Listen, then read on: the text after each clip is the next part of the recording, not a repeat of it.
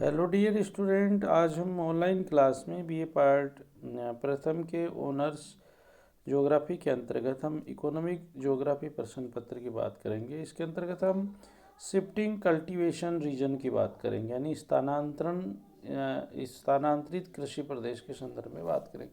विश्व में स्थानांतरण की जो कृषि है वो कहाँ कहाँ पे की जाती है और किन किन क्षेत्रों में की जाती है, उन प्रदेशों की हम डियर स्टूडेंट विस्तृत चर्चा करेंगे। कौन कौन सी फसलें होती हैं, किस प्रकार की क्लाइमेटिक कंडीशन होती हैं, किन किन नाम से विश्व में इसको जाना जाता है, इन सभी के संदर्भ में डियर स्टूडेंट हम बात करेंगे।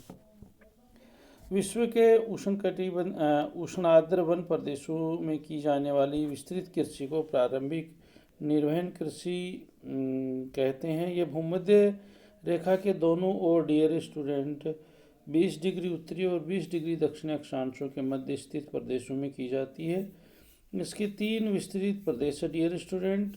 दक्षिणी अमेरिका में संपूर्ण अमेजन बेसिन से लेकर एंडीज पर्वत के दूसरी ओर प्रशांत तट तक, मध्य अमेरिका में मैक्सिको तक, और दूसरा जो बेल्ट है डियर स्टूडेंट वो है अफ्रीका में सहारा के दक्षिण में गिनी तट, कांगो बेसिन पूर्वी भाग तथा मेडागास्कर में, तथा जो तीसरी बेल्ट है वो है दक्षिणी पूर्वी एशिया में इंडोनेशिया में Sumatra, Borneo, New Guinea, Philippines, Myanmar, Thailand, Kampuchea के आंतरिक भाग है, चीन है, भारत के उत्तरी पूर्वी भागों में डियर स्टूडेंट ये की जाती है।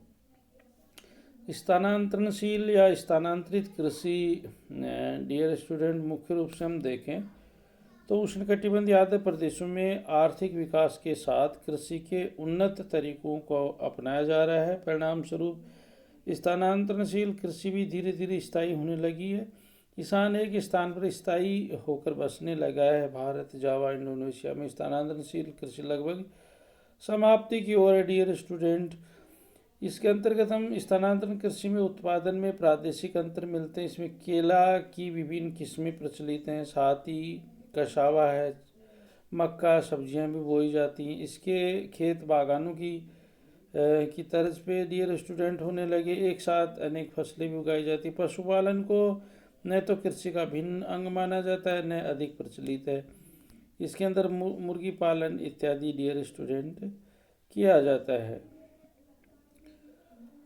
स्थानांतरणशील जो डियर स्टूडेंट कृषि है उसको ये उष्णकटिबंधीय वन प्रदेशों में की जाने वाली आदिम प्रकार की कृषि है। इसमें 2-3 वर्ष के अंतराल पर खेत को बदला जाता है। स्थानांतरणशील कृषि के विश्व में विभिन्न स्थानिक नाम हैं। मलाया तथा इंडोनेशिया में डियर स्टूडेंट इसको लदांग कहते हैं।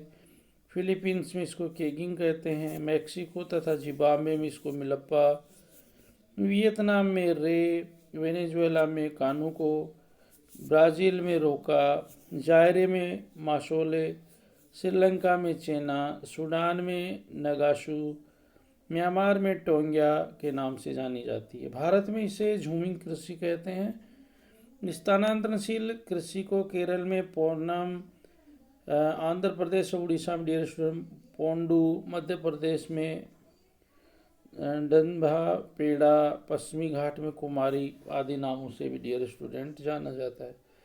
इससे यूरोप में नव प्रशस्त्र युग में प्रचलित नामों पर स्वीडेन कृषि भी कहते हैं।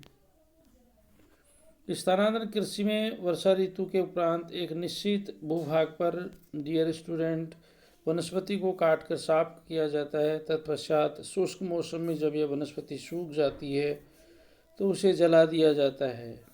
इनकी राख को मृदा में उर्वरा शक्ति बढ़ाने के लिए मिलाया जाता है। जो वृक्ष जलते नहीं तथा खड़े रह जाते हैं, ये कुछ समय बाद प्राकृतिक रूप से नष्ट हो जाते हैं। इस प्रकार इस कृषि को स्लेश व वर्ण कृषि डियर स्टूडेंट कहते हैं।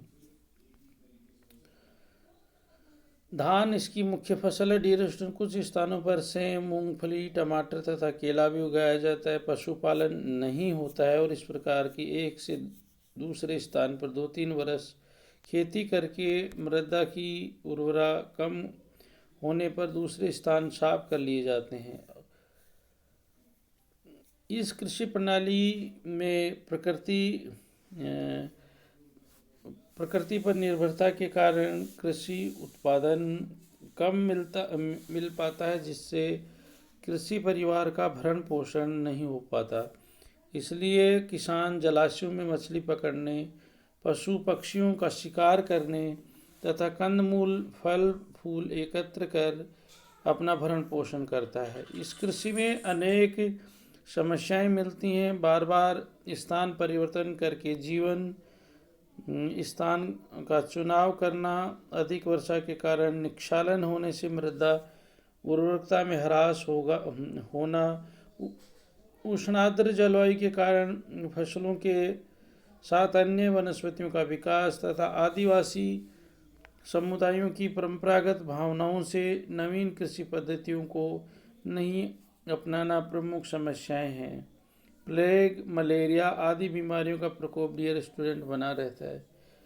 वातावरण से अंतर संबंध डियर स्टूडेंट, तो इस कृषि प्रदेश के अंतर्गत पूरे वर्ष उच्च तापमान, तीव्र वर्षा होने के कारण सघन सदाबहार वन पाए जाते हैं। वनों की सघनता के कारण यहाँ कृषि भूमि का अभाव रहता है। विषम जलवायु तथा निर्वहन हेतु फसलों का अभाव होने के कारण यहाँ बहुत कम जनसंख्या निवास करती है। यहाँ रहने वाले लोग रूढ़िवादी तथा परंपरावादी होते हैं, आधुनिकता के प्रभाव से दूर रहते हैं, इसलिए वर्तमान समय तक भी इस क्षेत्र में कोई परिवर्तन नहीं आया है।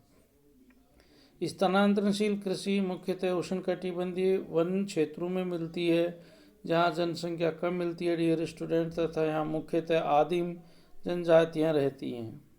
इसके जीवन का एक पक्ष कृषि भी है। ये लोग अकृषित भूमि में से उपयुक्त स्थान चुनकर कृषि के लिए उसे साफ कर लेते हैं।